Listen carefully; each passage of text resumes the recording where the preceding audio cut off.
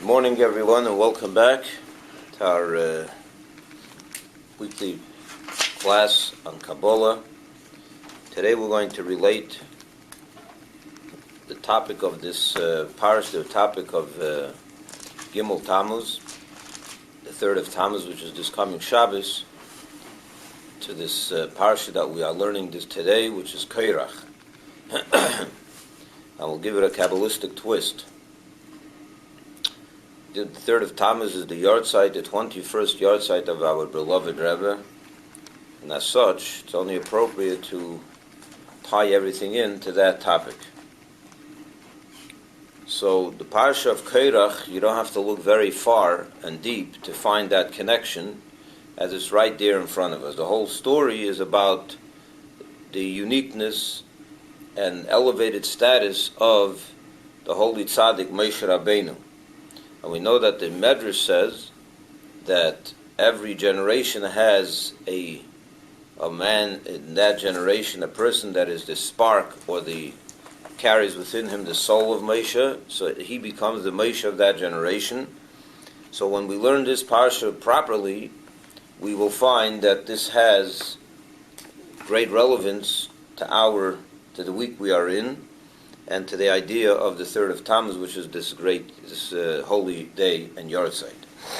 So let's begin. The story of Korach, which is the story of today's parsha, the most of it, tells us about a man who gathered together a group of a couple of hundred or more people and led a mutiny against Moses.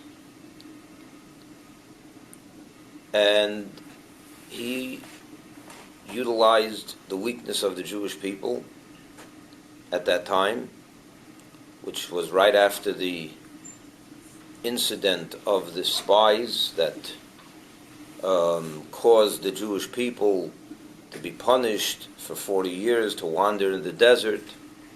And they were very, very upset about this, of course.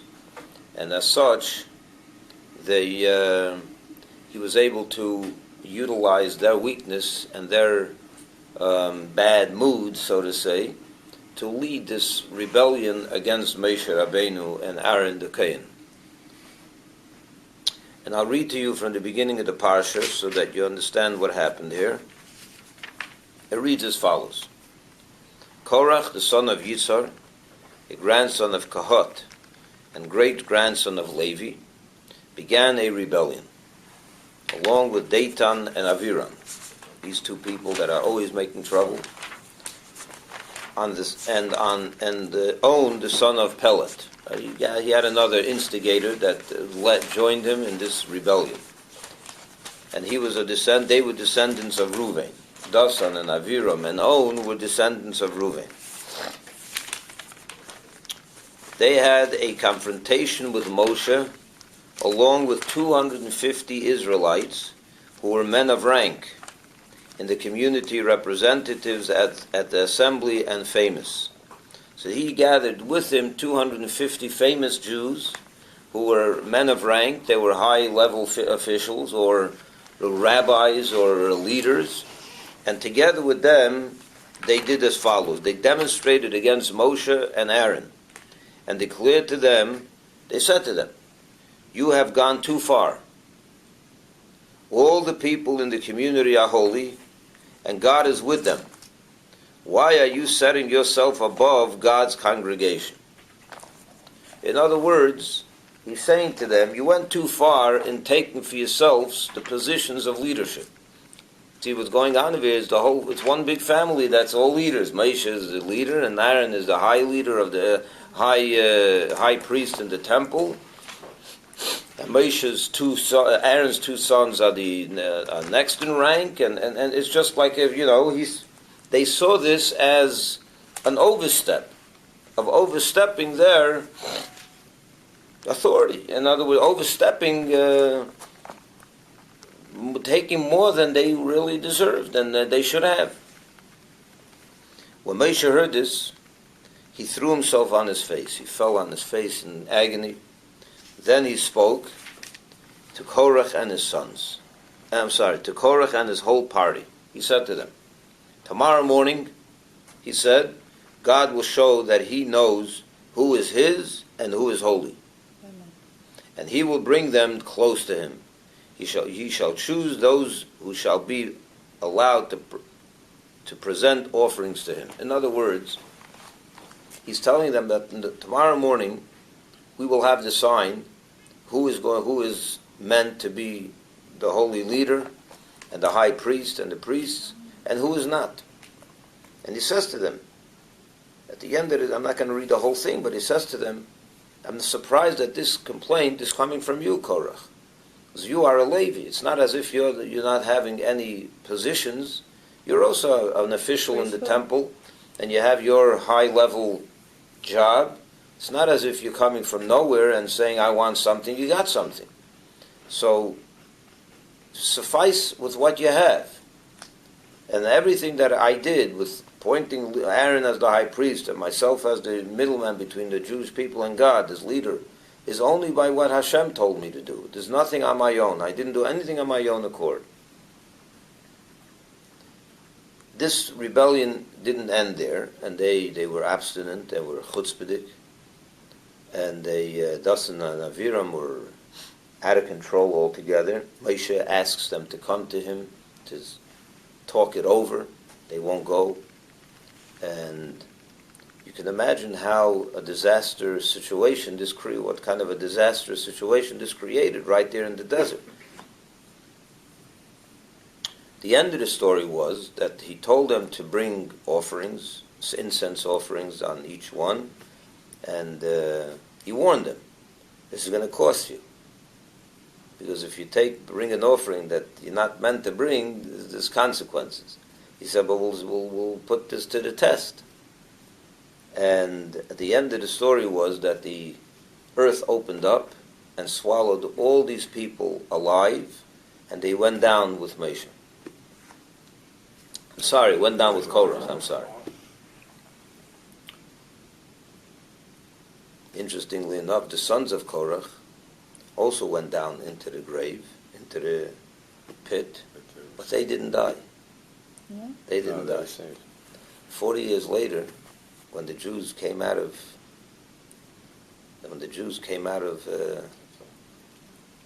the desert, the earth opened up for them. They came back out and they went into Israel. Is that in the Tanakh? It says that the children of Korah did not die. It's a verse in the Chumash. It doesn't say that they were under the ground and they came back up, but that the Medrash tells us that that was passed down to us orally. But what it does say is that they were taken into the ground, but they didn't die. So what happened? They must have been there somewhere. So I want to elaborate on this story today and to uncover some of the more mystical meanings of this, and related, as I mentioned, to this upcoming yahrzeit, this Shabbos.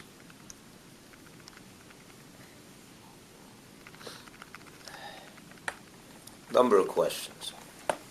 First of all, one of the questions I'm going to ask, I really gave already a little answer, but I want to elaborate on the question even more. This event happens right after last week's event, right? Yesterday, we read about the spies. The spies happened on Tisha B'Av, the 9th of Av, of the second year of their presence in the desert. That means if they went into the desert on Pesach, a year earlier, so now we're about 16 months later. Or 16 months later. Okay? What happened during those 16 months? Well, the Jewish people, Moshe was on the mountain most of the time, or 6 months on the mountain, but about 4 months on the mountain. Well, they left Egypt, they went to the desert, they split the sea split, they went to Mount Sinai, they got the Torah, Moshe was on the mountain for 120 days, and then he came down on Yom Kippur with the second tablets. They had worshipped the golden calf, they did that mistake. After Yom Kippur, when they got forgiveness for the golden calf, Moshe, which is now a half a year after the Exodus, Moshe told the Jewish people that for now God wants us to build a tabernacle. So for the next 5.5 months they're building the tabernacle. And on the 1st of Nisan, a year after the Exodus they dedicated this temple. And it was great. Aaron was made the high priest, and it was a wonderful, celebration, because God now is once again resting His presence amongst the Jewish people. And then they had the second Pesach, and then 3-4 months later, 2 months later, they send the spies, and they're there for 40 days. And they come back on the 9th of Av and do this terrible thing that we learned yesterday. They come back with a bad report. And then comes this story of Korach. That's the chronology of events from when they left Egypt till this moment. So the Rebbe asks a famous question. I think I once spoke about this question once to you. And that is, why did Korach wait to present his rebellion to 15 months after Moshe became the leader? It means if you're telling me that if the complaint is, why are you the leader? We're all holy, we're all special, we're all good. Why do we need leaders? Then that's probably something that dawned upon him right away as soon as Moshe became the leader and Aaron became the high priest, which was a lot before this event. So what was it that triggered his sudden, he woke up to this issue? Why did he now come with this complaint? So I said before that he utilized the weakness of the story of the spies, that they're angry anyway, so he can easily get them angry at Moshe altogether. That may be true. It's probably a little, there's some truth to that, but perhaps there's something more. Because a man that's complaining about leadership, right? And this is not something that's unique to the Jews in the desert, by the way. The Jews are always that way. They're always complaining about people that are leaders, and there's always complaining. So Korach probably had this in his mind brewing for some time. He didn't just wake up after the event of the spies and see the Jews are weak. Let me now think up this problem. He thought about this way before. So if he thought about it way before, he probably had a good mouth. He was a sly guy. He was able to convince. He had the power of the tongue. He could have gathered a few hundred people around him a year earlier or 6 months earlier and done the same thing. Why did he wait till after the event of the spies? Or was there something more than just the fact that they were in a bad situation anyways, he took advantage of that bad situation, made it worse? Is there something maybe more to the story that we need to understand that explains why only now did he come with this complaint? The second question is, I want to read to you again. Moshe falls on his face, right? And he says to Korach the following. Moshe heard this, he threw himself on his face. Then he spoke to Korach and his whole party, saying to them, tomorrow morning God will show you that He knows who is His and who is holy, etc. Why tomorrow morning? Why is he waiting till the morning? You know what can happen overnight? You know what kind of disaster Korach can cause overnight? Which he did. Rashi tells us, the Medrash tells us that overnight he went around and what he caused that night is unbelievable. He caused a lot more people, thousands and thousands of more people joined the rebellion that night.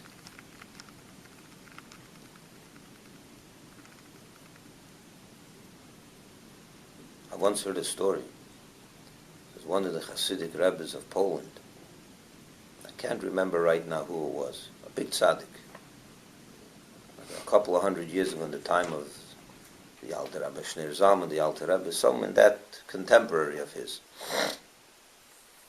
He once told his students that he is a reincarnation of the time of a Jew of the time of the desert. He knew who his soul was. He felt he knew in whose body his soul was present in prior lives. He was at that tzaddik of that level. So he was at the time of the mutiny of Korach, he said. And he remembered it. He remembered it. So they asked him, Rebbe, on whose side were you? Where were you in this part? Where was your soul? You won't believe what he answered them. He said, I remained neutral. They were shocked. They were shocked. He remained, I mean, it wasn't him, it was his. So he said to them, you have no idea what kind of convincing person Korach was. He said it was incredible. His arguments were unreal. They were very strong. And it was very hard to remain 100% loyal to Moshe. So whatever you want to make of this story, it's a true story. The point I'm trying to bring out is that over this night, Korach, with his oratory skills and his convincing talents, was able to create chaos and havoc in among the Jews. So why didn't Moshe tell him, right now we're going to put this to the test? Why do you wait till tomorrow morning? So Rashi explains us why. And he says something cryptic. He says, Moshe said, just like God created in his world divisions between day and night, morning and evening, and every day is made up of 12 hours of evening and 12 of night and 12 hours of day. It's the same thing God created in his people, divisions. Leaders, non-leaders, and so on. And just like you can't confuse day and night, you can't ever mix up what God created. You can't turn day into night and night into day.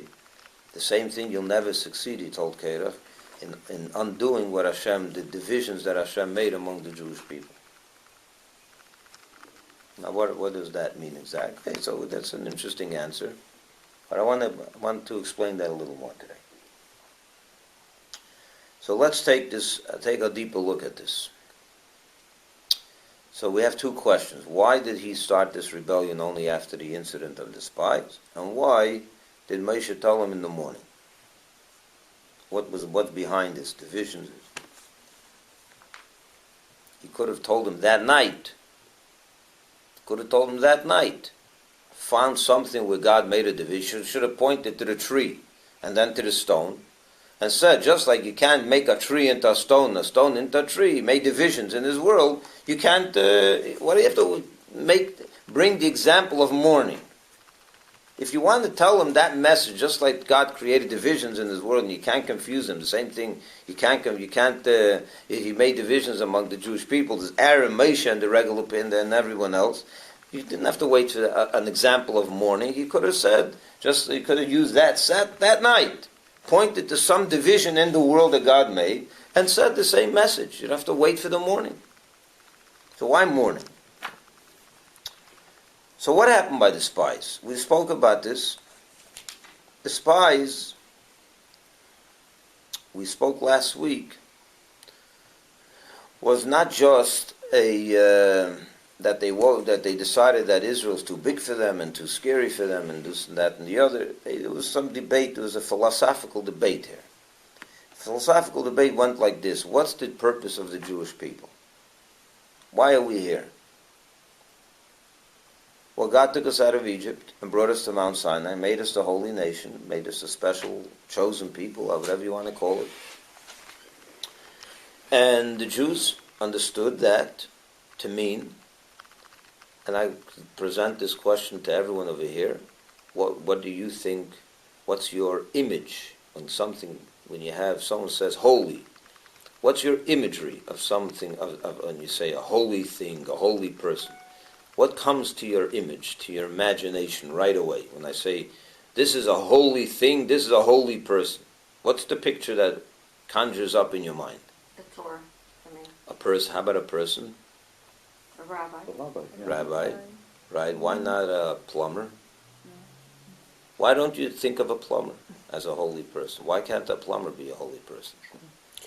No, I'm saying, but you said a rabbi. Yeah. A rabbi, a tzaddik. What does a rabbi do? What's a rabbi? Sits and learns, davens. He's involved in, in shul business. He's all day learning. Yeah. That's what you're thinking, right? That's what the Jews in the desert thought. When God said you are to be a holy people unto me, that's what they said. We all have to become rabbis. It's exactly what they thought.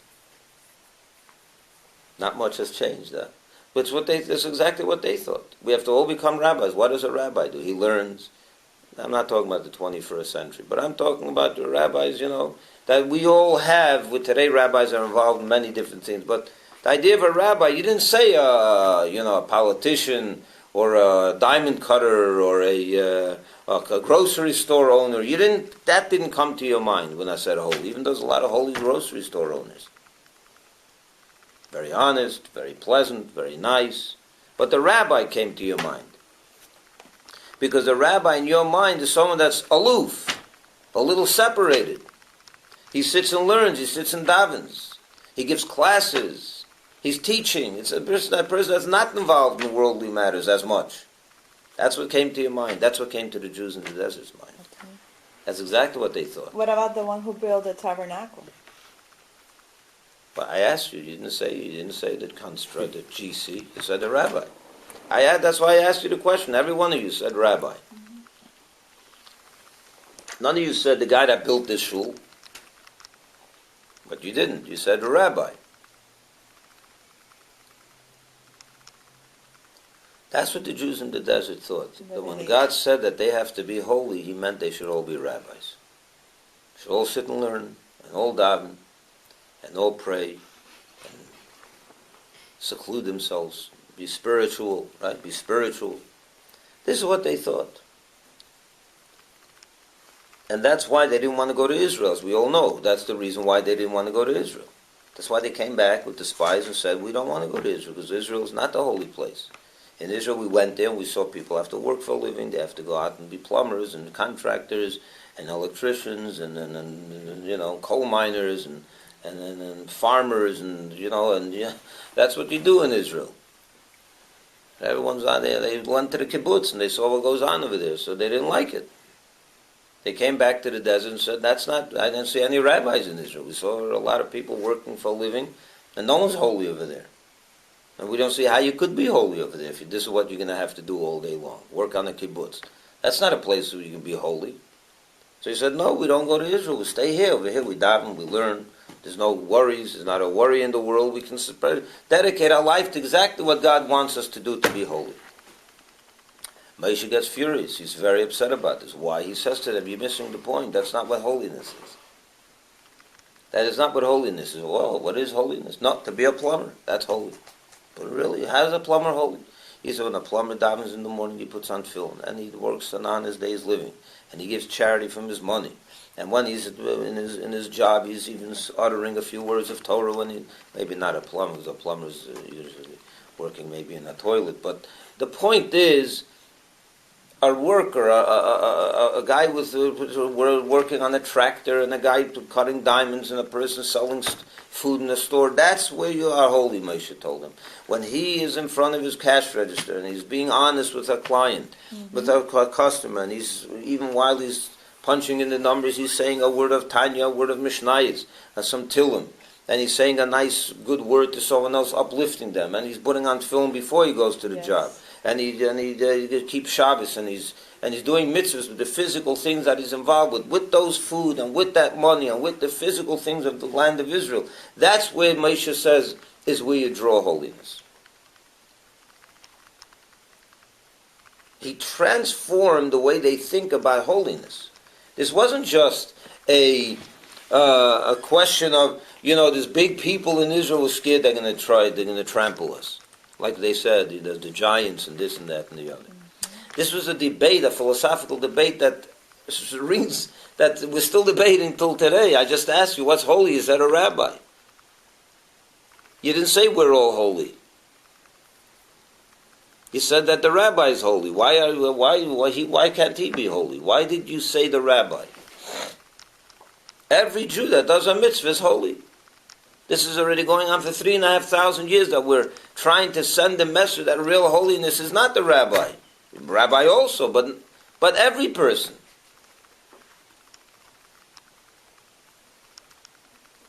The Christians believe that the priest is holy. And the more you are removed from the physical, that makes you more holy. But Moshe's message in the Parsha of Shlach was that no, the more you're involved in the physical, but you do it with a godly intent and a godly purpose, that's holiness. That's true. That's what God wanted at Sinai, to bring His reality, to reveal it in every single physical object that you will come in contact with. This, you can imagine, was a transformational message to the Jewish people. This was a shocking. They had to spend a good couple of days to ingest this, to digest this. Korach was a smart man. So he says, wait a minute, he went back to his tent, to start learning the new message of the spies. He got saved, he wasn't one of the spies. He said, wait a minute, let's understand this. Let's try to analyze this. Are you telling me, Moshe, that real holiness is that when we go to Israel, we're all going to be involved in mitzvahs, and we're all going to be involved in selling, the milk and meat, and we're going to be butchers and tailors and all that, and that's where you're going to bring holiness. See, the natural next question that he asked Moshe was, then we're all holy. That's what he says to him. Look what he says to him. They demonstrated against Moshe and Aaron. Listen to the words now. They demonstrated against Moshe and Aaron and declared to them, you have gone too far. All the people in the community are holy. And God is with them. These words are precise. What he's saying to Moshe and Aaron, wait a minute, till now, till the story of the spies, our definition of holiness was the more aloof you are, the more removed you are, the more close to God you are, the more holy you are. So we had no question about your holiness and your elevated status. Of course, Moshe was no question much, much holier than anyone else. So there was no mutiny. They didn't dare bring up the issue of Moshe's leadership. But if you're defining holiness now in a completely different way, you're telling us that holiness is when you put on your overalls and you get onto your tractor and you cut and you plant and harvest and give and leave a little bit for the poor and do all the mitzvahs that you do with the field and leave the 1 year fallow and you don't work the field and the Shemitah year and give tzedakah from the money that you make, you give 10% and so on and so forth. You put on tefillin in the morning. You're making the physical holy. We're all going to be doing that. That's, is your tefillin more holy than my tefillin? All of a sudden, the question became a real question. So what's happening in Parshas Korach is no different than what's happening in the portion of Shlach of yesterday's portion. The same debate is continuing, but being crystallized. They come back and say to Moshe, wait a minute, if that's true, then why are you a leader? What makes you different? When you're going to Israel, we're all going to go to Israel. We're all going to be putting on tefillin.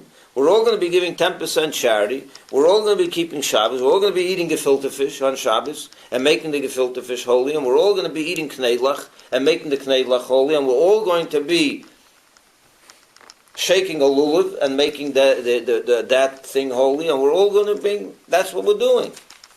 So why are you different? What makes you a leader? We're all holy. God made him a leader.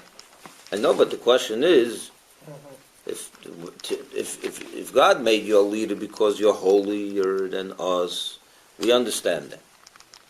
But if God made you a leader, in other words, if your leadership, it goes a step further.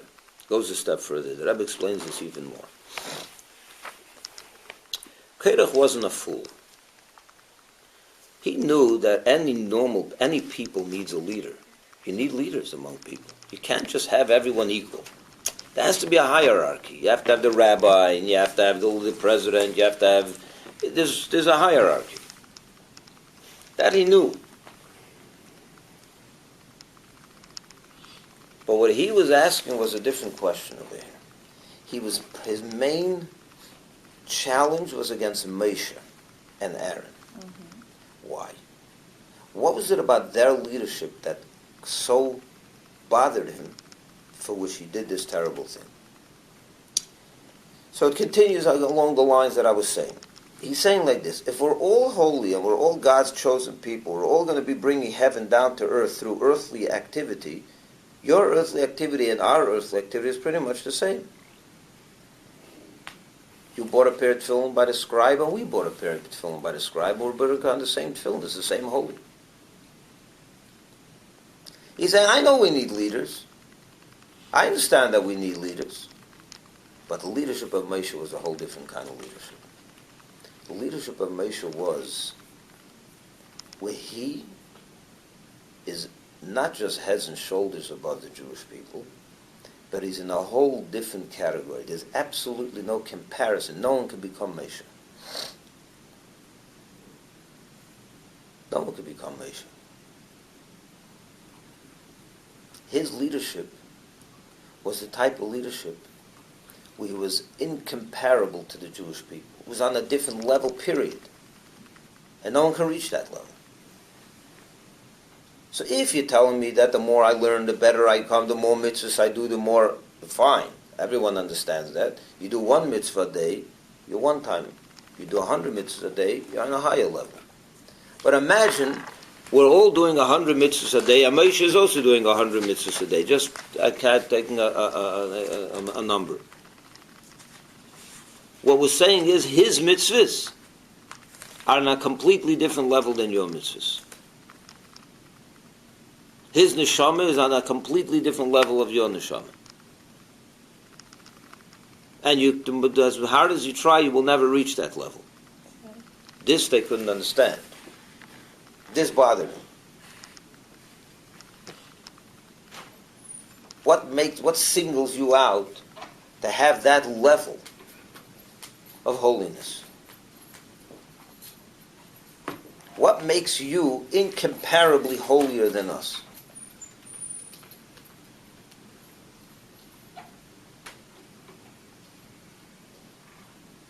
What does Moshe answer him? Baker. In the morning you'll find out. What he tells them is like this. He uses the example of morning. Light. Why light? He said there's two types of mitzvahs. You can do mitzvahs like every one of us does mitzvahs. What does a mitzvah do?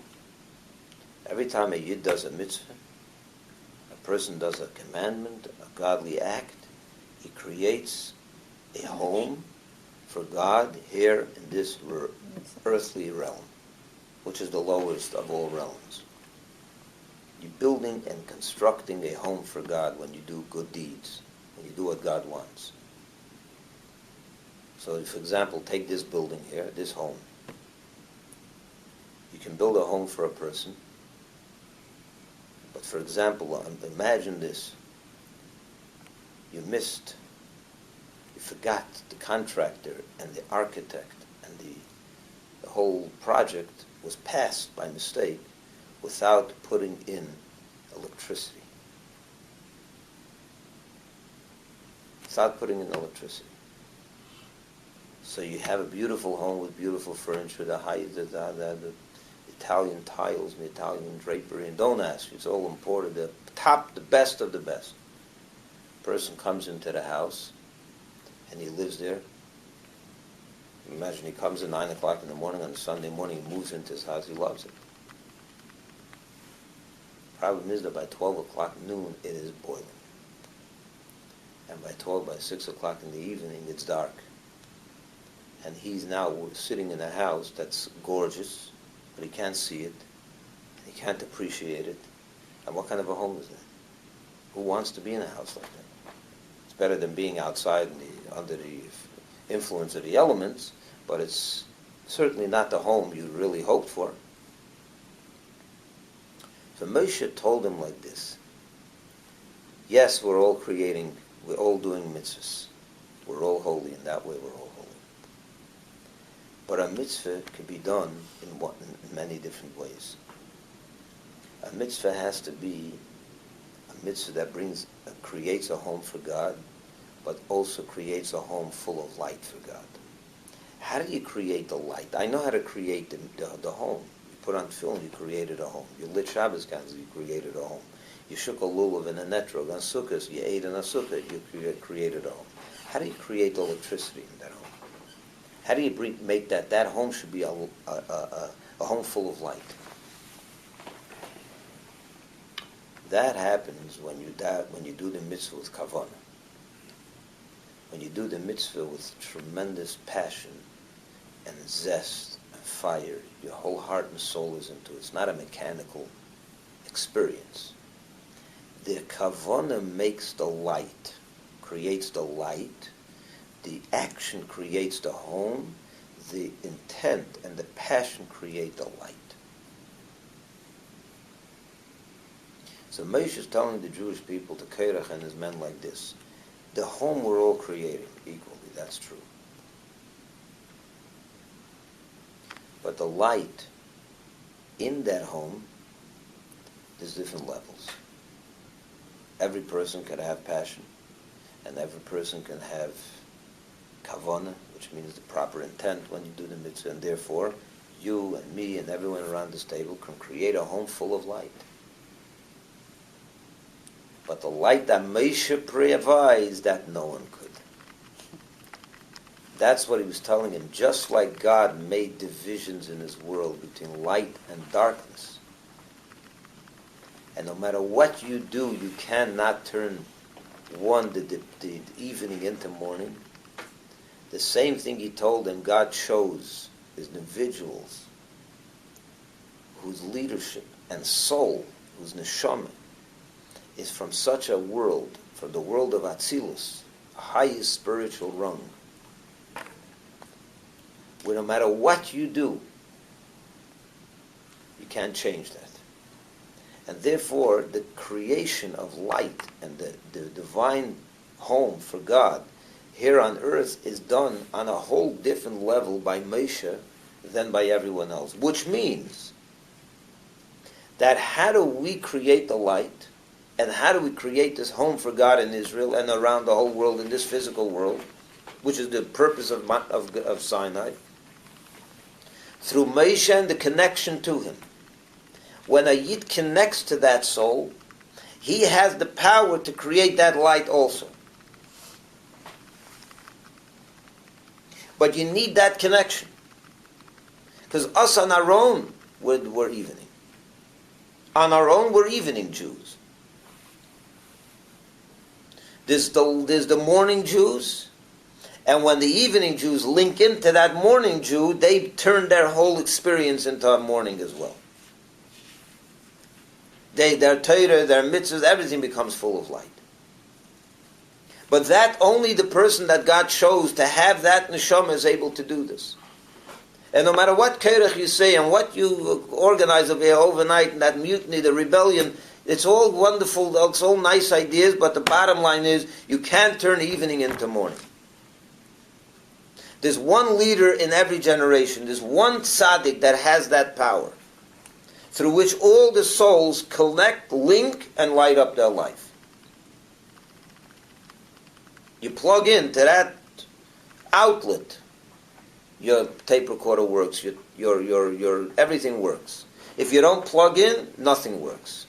The electricity in the house is Moshe Rabbeinu. So if you plugged into the electricity, you can have a lamp, you can have a night table with a lamp on it, you can have everything will work. But if in the main breaker you don't have that source of light, nothing can work in the house. You can have a house, but you won't have anything going on in that house. So Moshe tells the Jewish people, we're going into Israel, everyone's going to build a house. Everyone. Kulam Kadeshim, you're right, Korach. Everyone is holy. And everyone can build a home. But there's only one person, one type of leadership that Hashem chose. That's how Hashem chose to run his Jewish world. To run his world. That everything, the whole light of the world, the spirituality that comes into the world, not just the home itself. The home can be built. But God wants not just a home, he wants a home that's full of light. that can happen only through the main breaker, the source of light. And if everyone plugs into that light, and he's heads and shoulders above, more than Hajj, he's on a totally different realm. Because his neshama comes from Atzilus.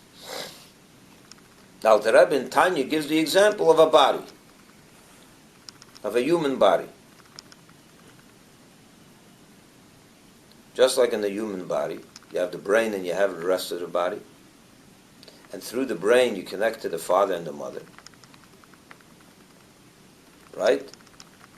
The main light source of the person that he got from his mother and father is in his brain, and the brain sends the rest, sends all the, controls the rest of the body with life force and everything else. The soul rests in the brain, and then the brain sends the life force of the soul all over the house, all over the body. It says in every generation, the Jewish people are like a body.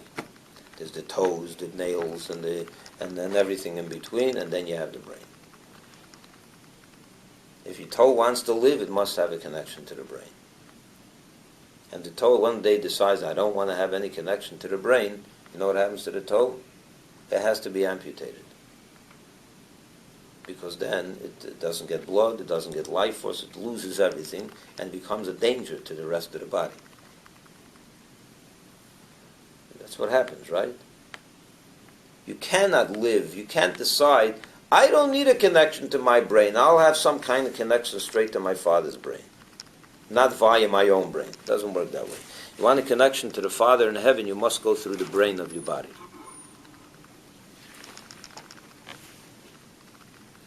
So that's the...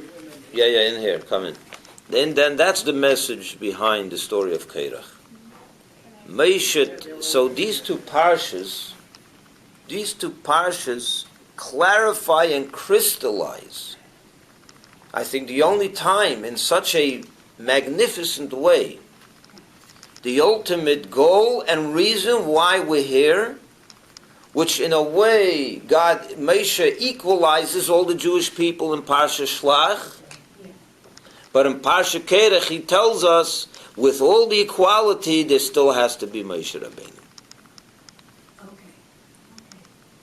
In Shlach he tells us we all have to go to Israel to do mitzvahs, and that's no difference the Moshe Rabbeinu and the simple folk.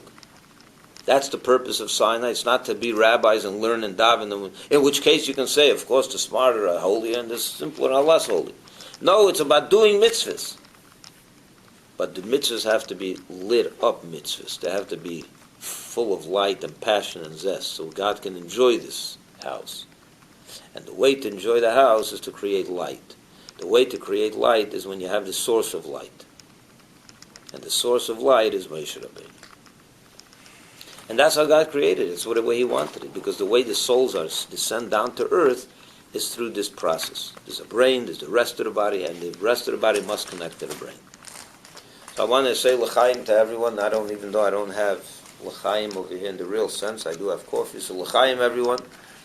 This coming week, we fabrained yesterday also, and we talked about a lot of other things. But this week should be a week of good preparation to Gimmel Tammuz, to make a deeper connection so that our homes that we create for God are full of light, because we plugged in to the source of light, which is Moshe Rabbeinu, which is on a whole different level altogether. And that's the beauty of being a chassid. And even if you're not a chassid in the conventional sense, you have a beard and a black hat and all the outer trappings, you could be a chassid in your heart. You could be a chassid in your actions. And you should have a connection to the Rebbe. This week you should all write a pan, a pidyon nefesh. A pidyon nefesh means a redemption of the soul letter, where the Rebbe connects you to heaven and you connect through the Rebbe to Hashem, and that gives you neshama a new life, a new light. And you should do this before Shabbos so that we can take it to the Eil, to be brought to the Rebbe's Eil on Shabbos. You make that connection on his day of the Yorsa, which is a powerful day. Have a wonderful day and a wonderful week.